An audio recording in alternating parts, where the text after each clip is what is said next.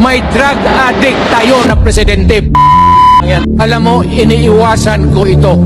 Itong panahon na ito talaga ang iniwasan ko kasi mapipilitan ako ngayon magsalita laban ng mga tao sa gobyerno. Nung ako'y mayor, pinakitaan ako ng evidence ng PDEA. Doon sa listahan, nandoon yung pangalan mo. Ayaw kong sabihin yan kasi magkaibigan tayo. Kung hindi magkaibigan, magkakilala. That's why sinasabi ko na sa inyo ngayon, si Bongbong Marcos bangag noon, ngayong presidente na bangag din ang presidente. Kayong mga military, alam niyo yan? Lalo na yung sa Malacanang. Alam ninyo, the armed forces of the Philippines, alam ninyo, may drug addict tayo na presidente. Yan. Ikaw pumapasok kayo ng alanganin. Mr. President, baka susunod ka sa dinaanan ng tatay mo. Diyan ako takot. Ayaw ko mangyari sa iyo yan. Pabor lang ako namang nagmamakaawa kasi it will divide the nation at magtugo itong panahon na ito.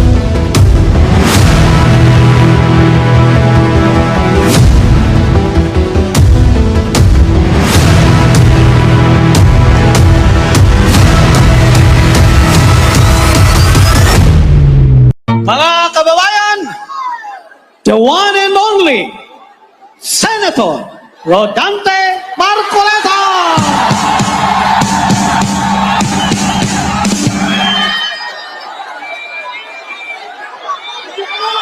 Magandang gabi, mga kapatid, mga kababayan. Ako po ang magpapakilala sa inyo sa susunod na magsasalita.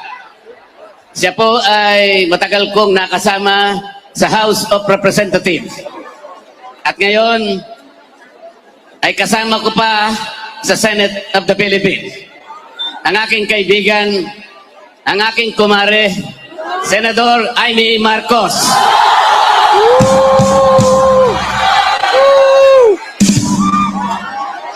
Magandang gabi po sa inyong lahat, mga mahal na kapatid.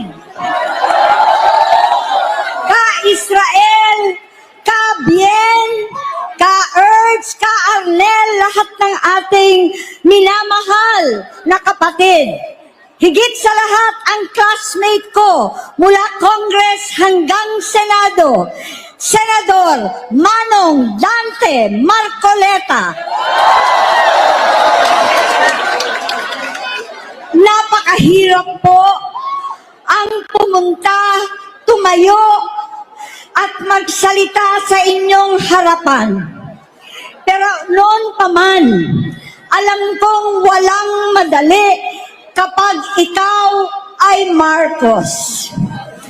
Nanginginig ako at ang aking boses, hindi dahil ako'y natatakot sa inyo, kundi dahil nalulungkot po ako.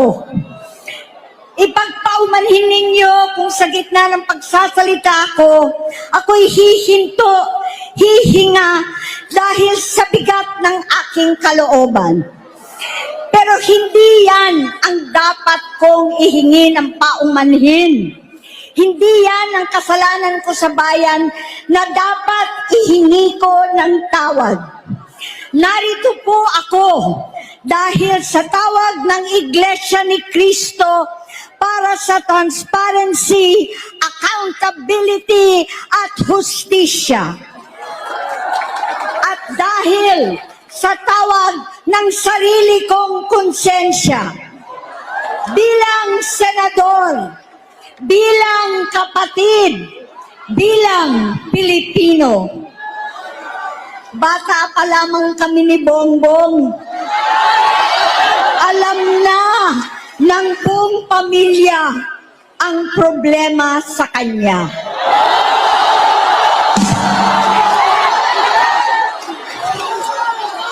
Sa totoo lang, mababasa naman ng lahat ang mga testimonya ng aking ama patungkol sa kanyang ugali at gawain. Noon, dahil may tatay pa kami, hindi ko pa siya responsibilidad.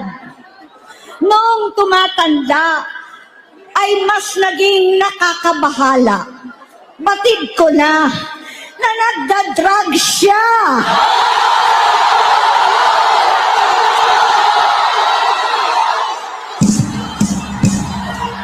Nalaman ko at ng pamilya, nalaman ng pamilya, seryoso ito. Minsan, kami ng Presidential Guard at Metro Gompa ang naglilinis tuwing nagpa-party po sila. Nabuhay kaming magkakapatid sa ibang bansa. Kami-kami lang. Kinumbinsi ko pa si Bongbong. Pakasalan mo na si Lisa. Naisip ko noon, kapag nag-asawa siya, malalagay na sa tahimik at magkakaroon ng direksyon. Ang laki ng pagkakamali ko. Mas lumala ang kanyang pagkalulong sa droga.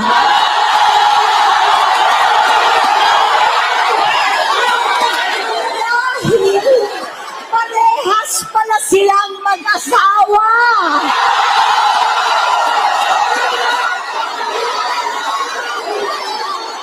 Naging gobernador siya ng Ilocos. Alam ng mga tao doon na halos hindi siya pumapasok. Tuwing kukumprontahin ko siya, ay nagsasabi siyang magbabago na siya, aalisin na niya ang bisyo. Hanggang sa may nagsumbong na naman sa akin na sa paggising pa lang sa umaga, kasabay ng almusal, marijuana pala.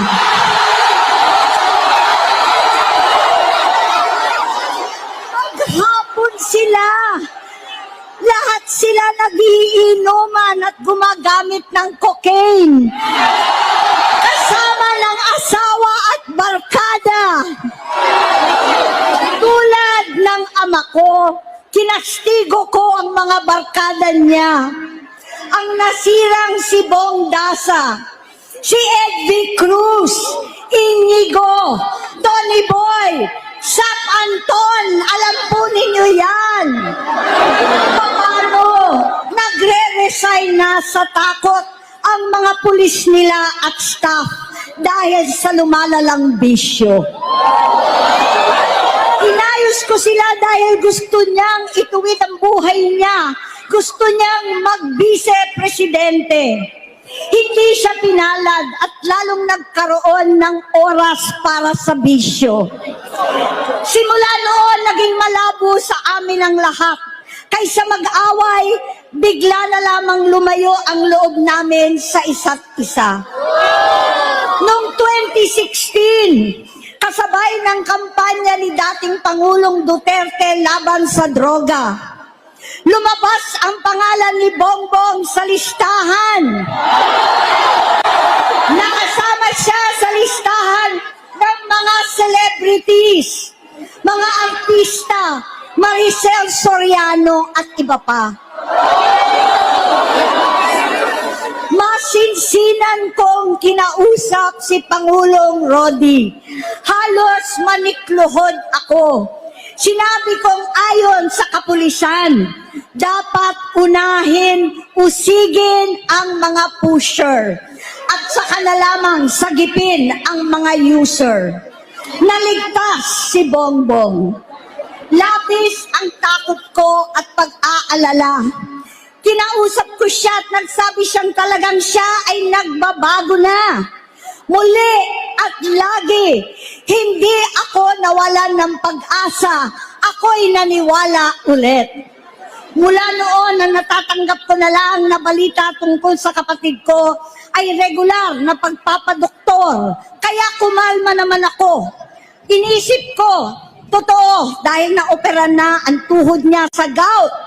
Siguro, totoo na ito. Hanggang nito, nalaman ko na tuloy ang paggamit niya sa mga party, nagarapalan, naghahain ng droga.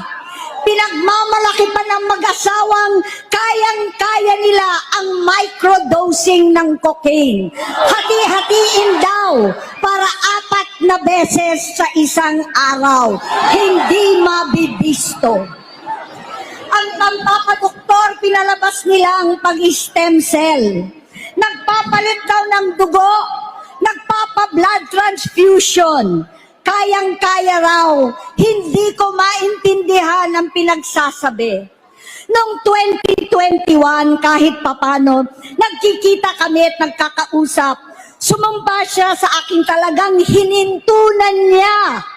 Naniwala ako kasi sabi niya gusto niyang tumakbo. Ang sabi ko, tutulong ako sa abot ng aking makakaya. Ipinakilala ko si Bongbong kay Inday. Naging magkatandem sila. Pagkatapos noon ay biglang hindi na niya ako ulit kilala. Kahit si Inday, nagtataka, bigla ako naitsapwera. Kahit ganon, nangampanya pa ako para sa kanya, kahit si Inday na lang ang aking nakakausap. Hindi ko alam bakit ako nakaban sa headquarters nila sa Mandaluyong. Hindi ko alam bakit walang nagre-report sa akin tungkol sa kampanya. Sa totoo lang, masakit mang aminin, nung dinidisqualify na siya, halos papaboran ko na sana dahil may nagsumbong sa akin mula sa kanyang campaign team na gumagamit na naman siya. Nung sinabihan ko, siya at mga taong nasa paligid niya, nagkaisa silang tuluyan akong alisin sa kampanya na ako naman ang bumuo. Sinabi nilang gusto ko na siya ay ma-disqualify para ako ang pumalit. Hindi totoo yun.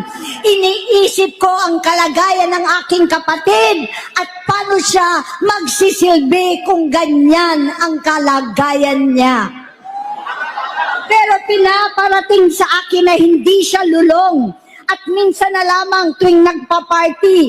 Hindi ko maipaliwanag bakit gusto kong maniwala at hindi mawalan ng pag-asa. Noong nanalo siya, naging pinakamalayo na kami sa isa't isa. Maliban sa opisyal na tagpuan at kapag pumupunta yung nanay namin, hindi ako sumama sa loob ng 3 taon dyan sa Malacanang. Dahil lantara na doon ang inuman, ang paggamit nila ng cocaine at mga bawal na gamot. Hindi ba ninyo nakikita, naririnig?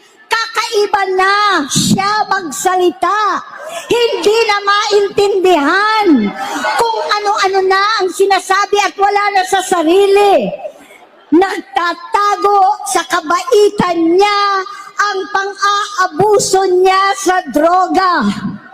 At nagbunga na ito ng mga nakakapinsalang maling desisyon.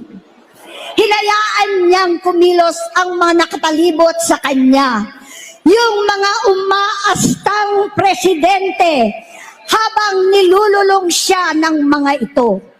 Hindi na kami nagkausap. Sa harap ng publiko, pinipilit kong magmukha kaming maayos. Pero wala na kaming koneksyon. Hindi ko hinihiling na maunawaan ninyo ako, lahat kayo. Sa palagay ko, ang makakaunawa lamang sa akin ay ang mga pamilyang may pinagdaanan sa adiksyon, sa inom, sa sugal, sa alak, sa bisyo, higit sa lahat, sa droga.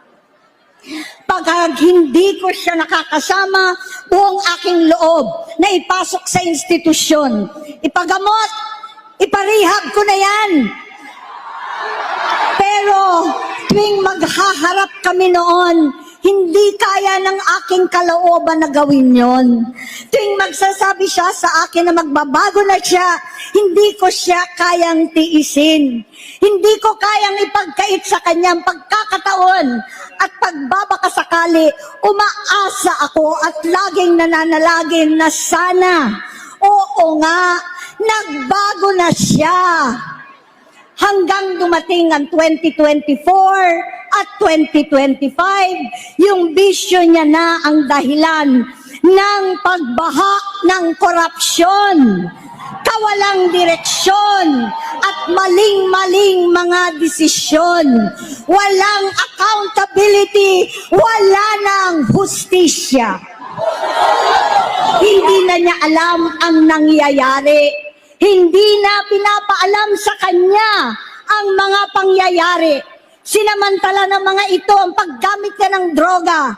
Kinangkam na nila ang kaban ng bayan habang ang mga dating tumatawag sa amin ng magnanakaw ay nakakita ng pagkakataon sirain ang lahat. Nagagamit na nila si Bongbong para sirain si Inday.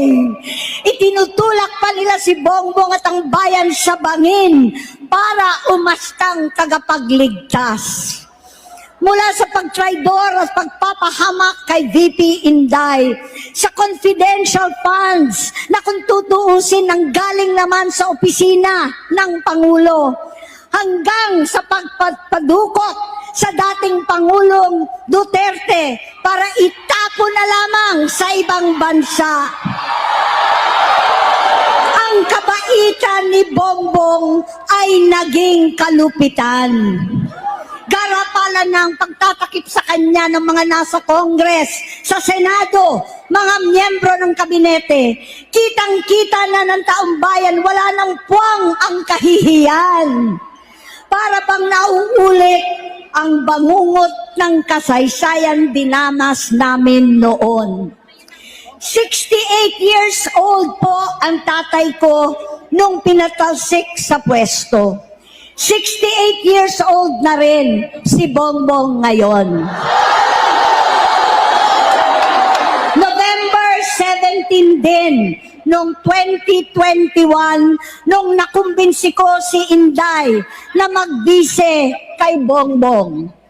November 18 po, bukas, ang ikatlong araw natin. 9 na taon na nakakaraan, saktong November 18 pa talaga, na pinalibing ni Pangulong Duterte ang tatay ko sa libingan ng mga bayani. Halo-halo na ang aking nararamdaman, pero alam kong ito ang dulo at hangganan ng aking pagtitiis at pananahimik. Hindi na tayo mananahimik! Dahil na lamang kong pati ang mga anak niya ay nagdodroga na. Kinasusuklaman ko pa ang pag-alok ng mag-inang si Sandro ng droga ang aking mga anak at iba pang mga kamag-anak. Yan ang hindi ko na mapapalampas. Sa loob ng halos 4 na dekada, wala akong ibang pinangarap kundi maipakita sa sambayanan na hindi kami masamang tao. Hindi masama ang pamilya Marcos. Gusto kong ibangon ang dangal ng aking ama. Sa pamamagitan na nagpagtatrabaho para sa bayan, sinikap kong maging mabuting gobernador, kinatawan, senador. Hindi ako halos nagpapahinga para makapag-iwan sana ng legasiya na kapag sinabing Marcos, nabawi na namin ang tingin sa nakaraan. Ngunit sa kagustuhan kong maging responsableng anak, matupad ang pangako ko sa aking ama, nabigo akong maging mabuting kapatid. Naging mahina ako kay Bongbong. Sa kapulisan at sundalo, sa lahat ng mga leader at tagapagpatupad ng batas, siya ang Pangulo natin ngayon. Sinabi ko kung anong kalagayan niya ngayon. Tulungan niyo akong mapabuti ang kanyang kalagayan. Tulungan niyo akong matulungan siya. Hindi niya ako kalaban. Ang kalaban niya ay ang sarili niya. At nadadamay ang bansa sa laban na yan. Bilang senador at lingkod bayan, batid ko ang mga problema at gaya ng bayan, alam ko rin ano ang solusyon. Sa pagkakawatak-watak, patuloy na pamumulitika, pagnanasa sa kapangyarihan ng mga talunan naman, kaguluhan sa Mindanao, alanganing gyera sa China at Estados Unidos, kawalang pananagutan sa flood control scam, garapalan, takipan, panggigipit sa hindi kaalyado, pagkakanulo sa kapwa Pilipino, pagdakip sa dating Pangulong matanda't may sakit upang ihagis lamang sa bansang dayuhan, pagsadsad ng piso, paglaganap ng gutom, paghihingalo ng ekonomiya, at pagsasawalang bahala sa taong bayan. Ang delubyo at kalamidad na nagdudulot ng parusa, ang korupsyon na nauwi sa kawalan ng tiwala at hustisya sa Pilipinas, sa kanyang pamahalaan, lahat ng yan ay masusolusyonan kung ikaw, aking kapatid, magsaayos ng iyong sariling kalusugan. Kapag humupa ang ingay sa politika, kapag umuwi na kami sa aming pamilya, hindi bilang senador, kundi bilang ate, bilang si Manang Amy ni Bonget, kaya itong sasabihin sa harap ng taong bayan, sa harap ninyong lahat at sa harap ni Bongbong. Bonget, magtatatlong taon na tayong hindi nagkakausap. 3 taon ko nang sinusubukan muli na ako'y pakinggan. Siguro ngayon ay makakariting ng buo ang gusto kong sabihin. Walang mababawasan, hindi madadagdagan. Bongbong, nag-aalala sa'yo si Manang. Tuwing nakikita kita sa TV, gusto kitang puntahan. Napakalaki ng pinagbago mo. Itsura, pagsasalita, takbo ng pag-isip. Minsan, napapatanong ako sa sarili ko, ikaw pa ba yan? Si Bongbong ba talaga yung nakikita ko? Pero ako, ading ko, ako pa rin ito. Ako pa rin ang ate mo na tumayong ama't ina sa inyo sa ibang bansa.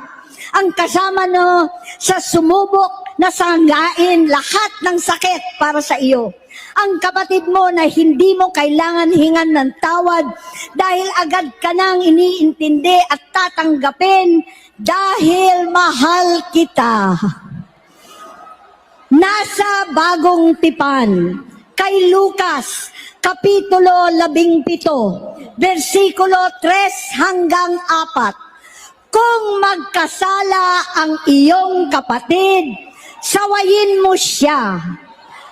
At kung siya'y magsisi, patawarin mo siya.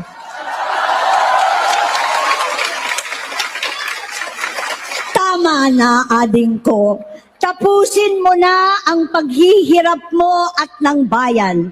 Gaya noong umalis tayo sa palasyo, kaya ko pa rin hawakan ang iyong kamay, huwag kang matakot. Malaki na ang dulot sa iyo ng droga. Sinisisi ko ang sarili ko dahil hindi ako nakinig sa mga sumbong. Hindi ako nakialam. Hindi ako maniwala. Pero hindi pa huli ang lahat. Tama na, ading ko. Mahiga na tayo. Umuwi na tayo. magpagamot, magpagaling at nangangako ako, hindi ako malilingat, hindi ako magkukulang. Lahat ng kasama mo ngayon, hindi natin kasama sa pinakamadilim na bahagi ng buhay natin. Kasama mo sila ngayon dahil nasa taas ka pa. Ako at ang ating mga tunay na kapatid dito sa Luneta ang kasama mo kahit magdilim ulit ang lahat. Talikuran mo ang iniisip at ibinubulong nilang ambisyon. Unahin na natin ang kalusugan mo dahil sa adiksyon nabigyan mo ng malubhang karamdaman ang buong bansang Pilipino. Matatanda na tayo, sakitan na si Mami, alagaan na lang natin ang isa't isa. Kaliwat kanan man ang panghuhusga sa akin, malinaw sa aking puso na dapat mauna ang Diyos, ang bayan, pamilya at sarili. Hanggang sa mga oras na ito, Bonget, gusto kong malaman mo na hindi kita sinusukuan. Hindi ko kakayanin kung mapapahamak ka. Kaya hinihingi ko na tayo'y umuwi na, mamahinga alang sa iyong kalusugan. Kaya kung mabigo at mawala sa iyo ang posisyon, pero hindi ko kayang mawala ka sa amin. Ayusin mo ang sarili mo. Magpagamot, alisin ang droga sa iyong sistema. Wala akong ibang gusto, kundi gumaling ka, malampasan natin ito muli. Dahil wala akong ibang hinahangad bilang ate, kundi maging masaya ka, maging ligtas sa panganib, malusog, matagumpay sa buhay. Itama ang mali, labanan ang adiksyon, at ako hindi kailanman aalis sa iyong tabi. Susuporta at hindi titigil manalangin kasama ninyo dito sa Luneta at sa buong mundo. Dahil iyon naman ang tungkulin at ibig sabihin ng salitang kapatid, kapatid, mabuhay kayong magkakapatid. Maraming salamat po.